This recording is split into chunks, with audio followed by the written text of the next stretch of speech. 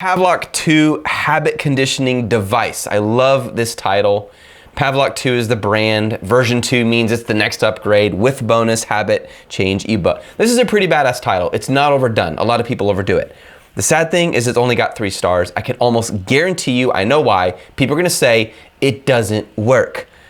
I'm tired of being shocked, and it doesn't exactly put you in a really good mood for giving a positive review after shocking yourself when trying to enjoy a pastry. But let's check this out, guys. First thing I want to find out is how well is it selling. So let's check this out.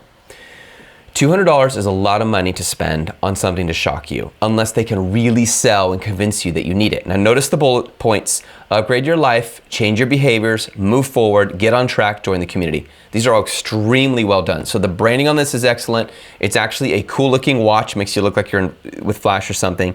They even have a video, which is nice.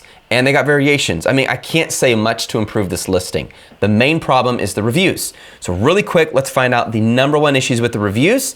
And I'm gonna go to the top. Critical, works for about 2 hours, then you can throw it away. Okay, obviously that's an issue if it's not working. That's clearly what you need to fix is the issue. But I wanna know the main reason why people say it's a problem. Looking at 2-star, not worth spending money on it. Hand detection deleted, only kicks in when my hand is over my head. The delay, they don't like it. Couldn't get it to work for me.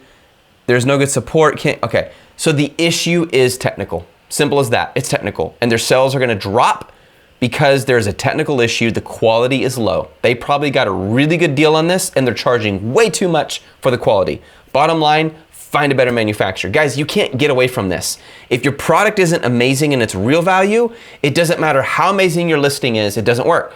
So this is a beautiful listing. The reviews are pretty bad because the real value is low, even though the perceived value is high. What do?